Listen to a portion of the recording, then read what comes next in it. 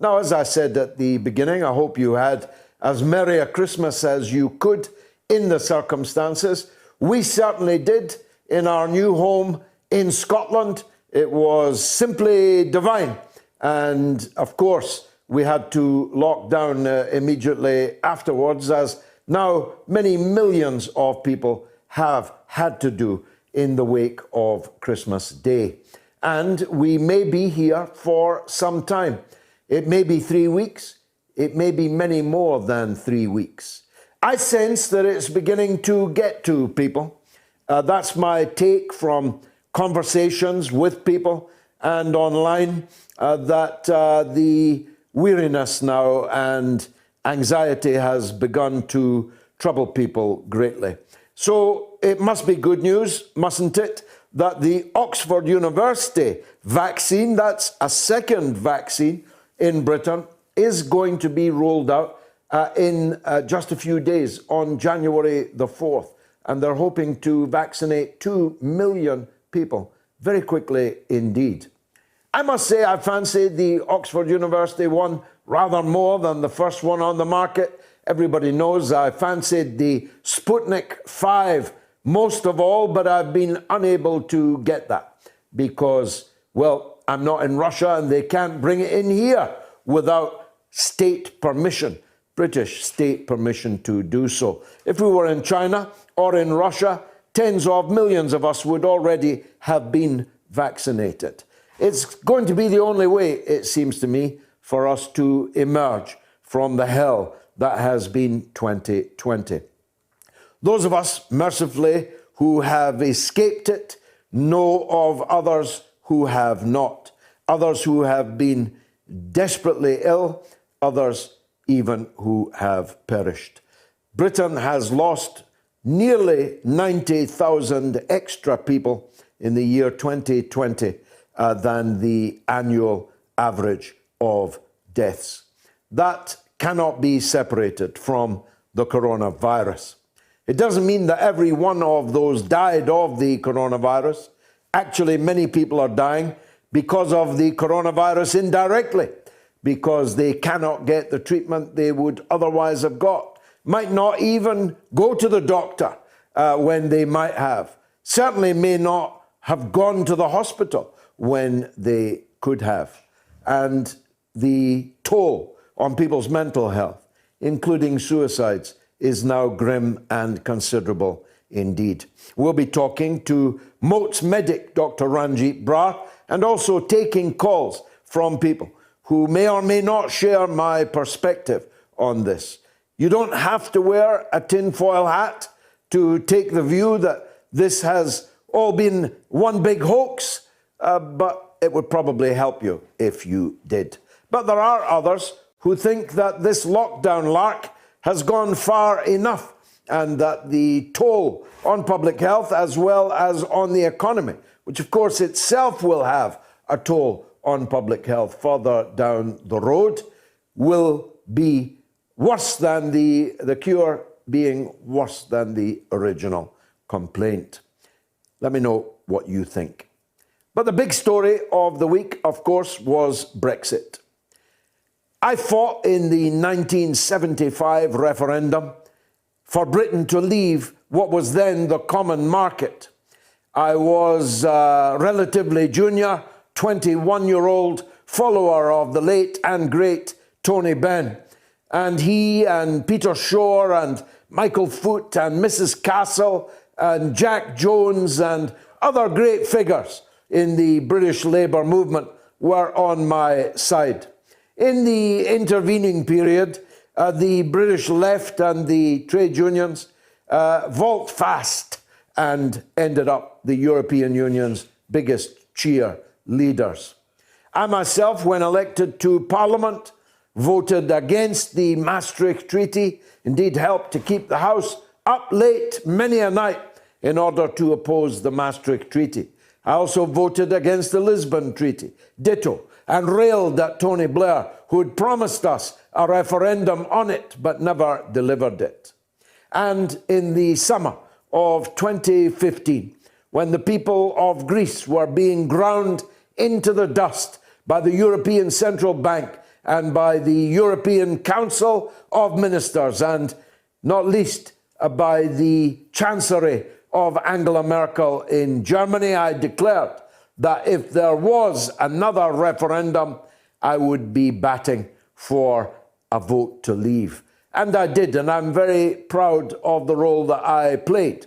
I was given the job of concentrating on the immigrant communities, ethnic minority communities in Britain, and more than 30% of them voted for Brexit, giving the lie to the idea that somehow you had to be a white racist in order to want to leave the European Union, which would have been a surprise to all those in the dinghies coming across the Mediterranean Sea and being turned back at Fortress Europe if they did not sink into the drink on the way.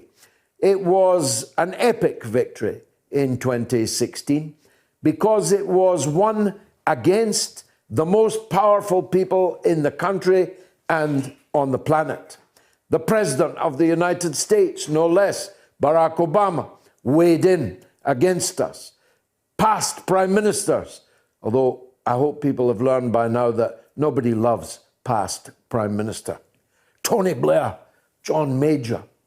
Imagine dragging them out, imagining that that would somehow positively influence us to vote to remain in the EU. And the truth of the matter is, a country in which a huge proportion of the people were worse off in real terms in 2016 than they were when we joined the European Union in 1973, we're never going to give a thumbs up to the status quo, which had deleteriously affected their lives in so many ways. When Britain joined the EU in 1973, we had everything. We made everything. We were a powerful industrial country. And by the time we left the EU, we had hardly any of these things left at all. Now, of course, the EU itself was not wholly responsible for that, but the neoliberal economic system exemplified and, in fact, institutionalized by the European Union was a cause of many of our troubles. We could have had better governments, that's true, and our governments could have protected us more, that's true. The free movement of cheap labour from Eastern Europe did not have to affect us as badly as it did.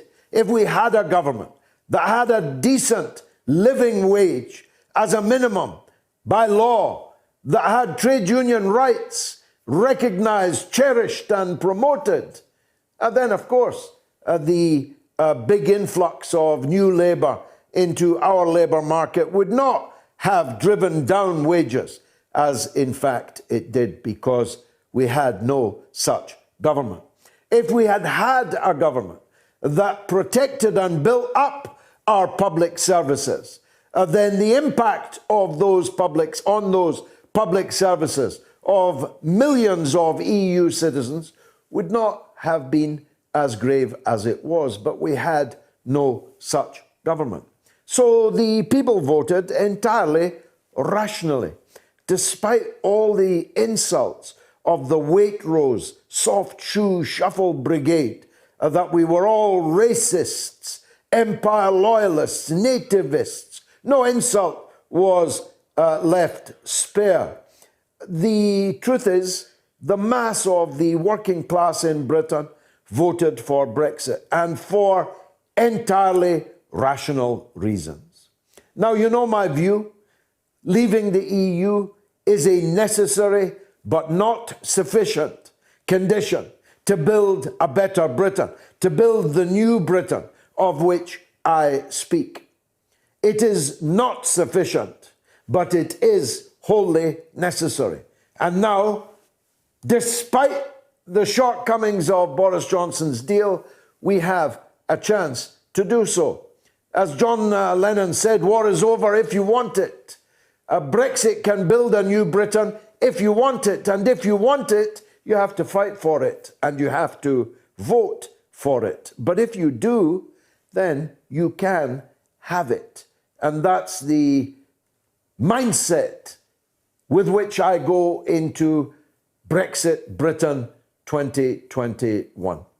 Boris Johnson's deal is not ideal, but it's better than what Mrs. May tried to get us to accept. It's a more real Brexit than the brino the Tories tried to foist on us before, but it has significant shortcomings, particularly one that I must mention in the time left available to me. By agreeing in Boris Johnson's deal broadly to accept the same competition policies as the EU has insisted upon, we have lost the opportunity to decisively intervene in the British economy with state aid, with public ownership, with state direction of investment. Not entirely, and I'll still be fighting for it, but by accepting that it could go to court if, for example, the British government decided to support our fishing fleets, rebuild our coastal communities with massive market-altering British state investment, that could end up in court, and not a British court either. If we decided, as we should, that for strategic purposes, Britain must have its own shipbuilding industry. We are an island, after all. In case anyone tries to blockade us, including blockade us from buying new ships, we must be able to build our own ships. And the state must have the right to prefer British-built ships, British-built steel, British-built cars, British-built goods.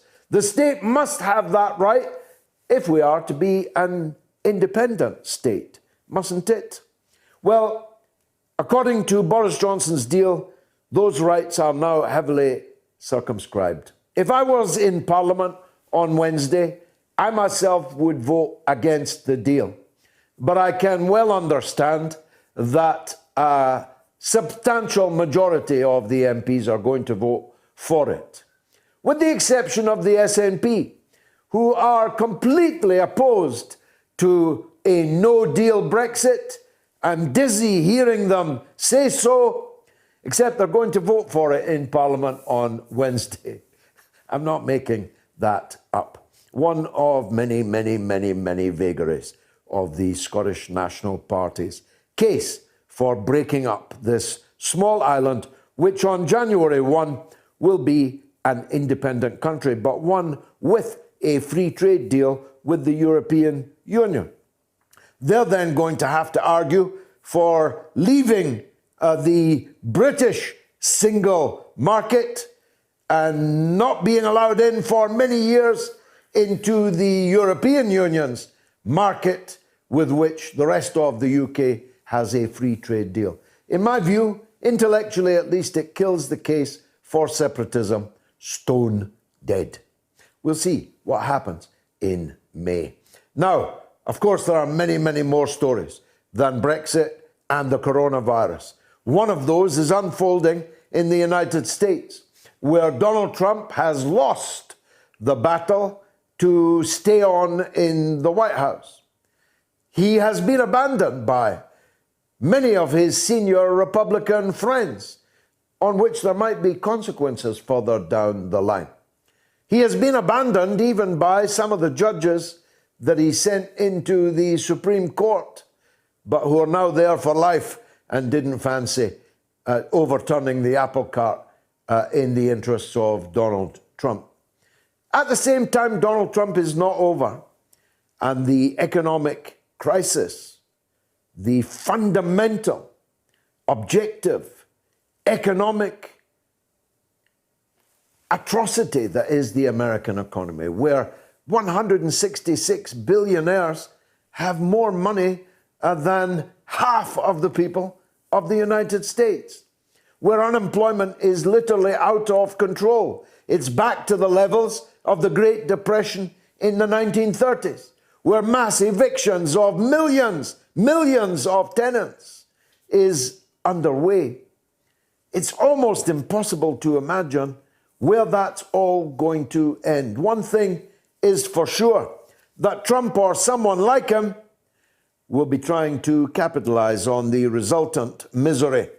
And Joe Biden and Kamala Harris are going to ensure there's lots of misery to go around. Now, I've got that poll that I told you about. It's rip-roaring, 1,299 votes in, and I haven't finished speaking yet. It is, would you vote for A, Boris Johnson's deal, 47%, B, no deal, 22%, C, scrap Brexit, 31%. You can vote on that right now on my Twitter feed. The lines are open. Here's the number. If you're in the UK, it's 02077 982 255. If you're in the US, it's 001 757 744 4480. Or you can tweet me, of course, at George Galloway, at RT UK News, preferably both of us. It's going to be the mother of all talk shows.